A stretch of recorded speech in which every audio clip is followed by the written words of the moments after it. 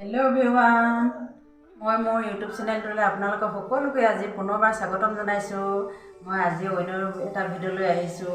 मैं আজি এতিয়া খুৰীহঁতৰ ঘৰলৈ যাবৰ কাৰণে ওলাইছো। খুৰীহঁতৰ ঘৰতনো কোন কোন আছে সকলো আপোনালোকক দেখুৱাম। আপোনালোকে চাই থাকিব ভিডিও যোগে। ভিডিওটো স্কিপ নকৰাকৈ আৰম্ভণিৰ পৰা শেষলৈকে চাব। লগতে কমেন্ট বক্সত জনাব, লাইক কৰিব, শ্বেয়াৰ এণ্ড সাবস্ক্ৰাইব কৰিব। লগতে তেতিয়াহে আপোনালোকে আহিবলগীয়া ভিডিওটো পাই থাকিব আৰু খুৰীহঁতৰ সম্পূৰ্ণ পৰিৱেশটো আপোনালোকক দেখুৱাম।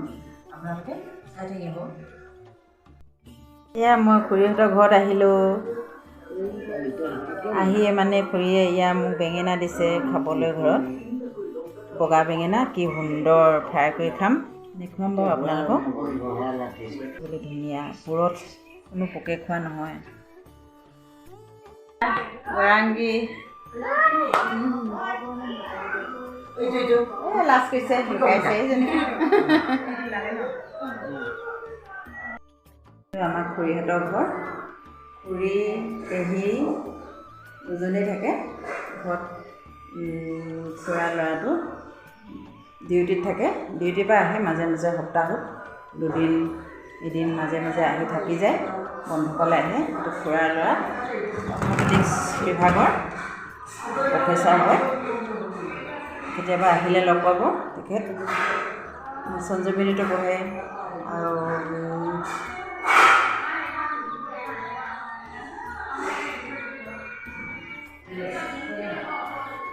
এয়া ভতিজাবোৰে কইনাহঁতক দেখুৱাই দিছোঁ। ভতিজাবোৰে তাইও প্ৰফেচাৰ।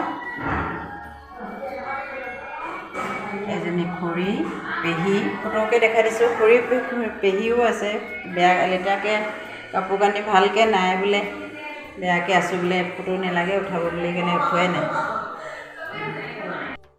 ড্ৰয়িং ৰুমটো অলপ দেখুৱাই দিছোঁ। ইমান ধুনীয়াকৈ সজাই থৈছে সিহঁতৰ ড্ৰয়িং ৰুমটো।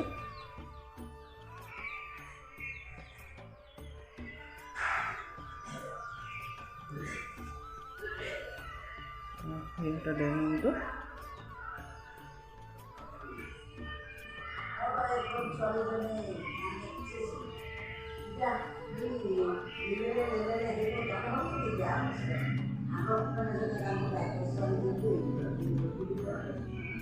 খুৰা ফটোখন সজাই থৈছে। খুৰা স্বৰ্গগামী হোৱা আজি কেইবাবছৰ হ'ল। তথাপি খুৰাই মানে ল'ৰা ছোৱালীকেইটা ভাল মানুহ কৰি থৈ গ'ল। খুৰী ছোৱালীজনী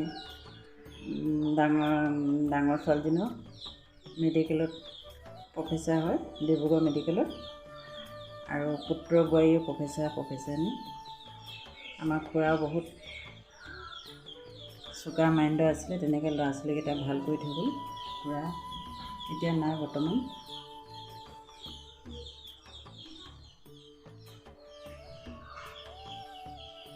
ভণ্টি ছোৱালীজনীৰ শান্তি বিয়া আছিলে লকডাউনৰ সময়ত। তেতিয়া মানে ফটো তুলিছিলোঁ। ফটো তুলি মানে এয়া কেলেণ্ডাৰ বনাই থৈছে। মই খুৰীহঁতৰ ঘৰৰ পৰা আহিলোঁ।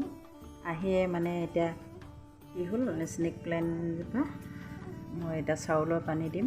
যিখিনি চাউল ধোৱা পানী সেইখিনি দিওঁ। এয়া পেলাই নিদিওঁ মই। চাউল ধোৱা পানী, দাইল ধোৱা পানী মই পেলাই নিদিওঁ। পেলাই নিদি মানে মই ফুলগছতে দিওঁ, ব্যৱহাৰ কৰোঁ। সাৰ হয়, ভিটামিনটো পাই যায়। মই এয়া চাউল পানী দিছোঁ, চাউল ধোৱা পানী দিছোঁ। দাইল ধোৱা পানীও পেলাই নিদিওঁ মই। এনেই পেলাই নিদি মানে এনেকৈ ফুলগছত দি দিওঁ। আপোনালোকেও এনেই পেলাই নিদিব। পেলাই নিদি এনেকৈ ফুলগছত দিব। মই এনেই স্নেক প্লাণ্টজোপাত এয়া চাউলৰ পানী দিছোঁ। এইখিনি চাউলৰ পানী, যিখিনি চাউলৰ পানীখিনি আমি এনেই পেলাই দিয়া হয়, এনেই কেতিয়াও পেলাব নালাগে। এইখিনি এতিয়া ভিটামিনটো গুচি যায়। সেইকাৰণে ভিটামিনটো, ভাতটোতো আমি খাওঁ, ভিটামিনটো ফুলজোপাও খাবলৈ পাব। লগতে দুইটাৰ কাৰণে সুবিধা হৈ যায়। মানুহো খাম আৰু ফুলগছজোপাও খাব। সেইটো কাৰণে মই চাউলৰ পানী সদায় মই ষ্টক কৰি ৰাখি থওঁ। চাউলৰ পানী, দাইলৰ পানী, কেতিয়াবা শাক পাচলি ধোৱা পানীও ষ্টক কৰি ৰাখি থওঁ। এনেকৈ ফুলগছৰ গুৰিত দি দিওঁ। কাৰণ গোবৰ চোবৰ দিবলৈতো, সাৰ দিবলৈতো এইবোৰ সময় এটা লাগে। কেতিয়াবা টাইম নাথাকে, সদায়তো সাৰ দিব নোৱাৰি। হোৱাইট কালাৰ অপৰাজিতা মই চাউলৰ পানী দি দিছোঁ। এইটো বাল্টিতে ৰুই দিছোঁ, এইটোত অলপ বেছিকৈ লাগিব চাউল ধোৱা পানী, এক বেছিকৈ দি দিছোঁ। এয়া মই তেল দিছোঁ, তেল দিছোঁ। মই ৰেচিপি বগা ৰঙৰ বেঙেনা বনাম। পিঁয়াজ দিছোঁ,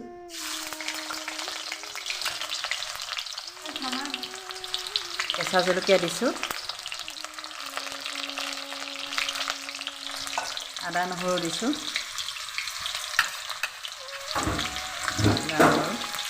এয়া মই আলু বেঙেনা, আজি ৰেচিপিটো বগা বেঙেনা হ'ব।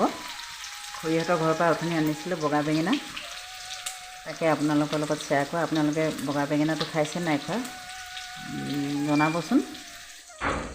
কিছুমানে খাইছে, কিছুমানে নাখাবও পাৰে, বেছিভাগ মানুহে ক'লা বেঙেনাটোৱে খায়। মই আজি খুৰীহঁতৰ ঘৰৰ পৰা বগা বেঙেনা আনিলোঁ, সেইকাৰণে মই আজি বগা বেঙেনাটো আপোনালোকৰ লগত শ্বেয়াৰ কৰোঁ। মোৰ বিশেষ কোনো ভিডিঅ' আজি দিবলৈ নাই, সেইকাৰণে মই আজি এই ৰেচিপিটোকে দেখুৱাই দিছোঁ। চাব, আপোনালোকে ভাল লাগিলে জনাব।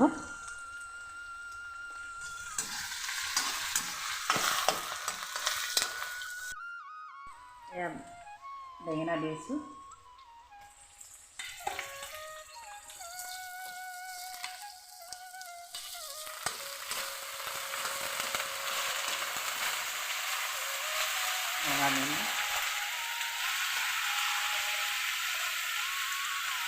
আলু বেঙেনা সেইটো দিছোঁ।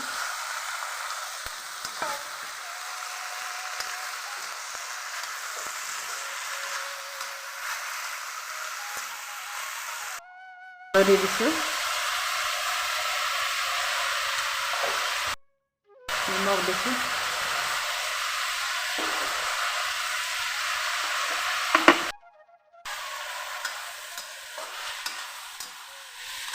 খাই ভাল লাগে এইটো খাবলৈ, বজাৰতো পোৱা যায়।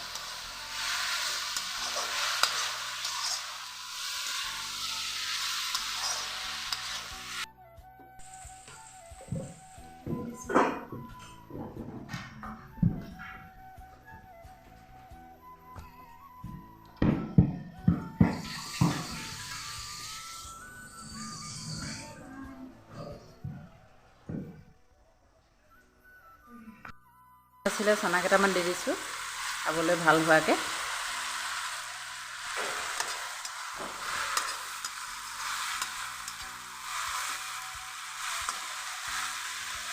অকণমান দিছোঁ, ঢাকনি দিব লাগিব। অকণমান বগা বেঙেনাটো অলপ এনেকুৱা বেঙেনাটো অলপ টান হয়, ঢাকনি দিব লাগিব।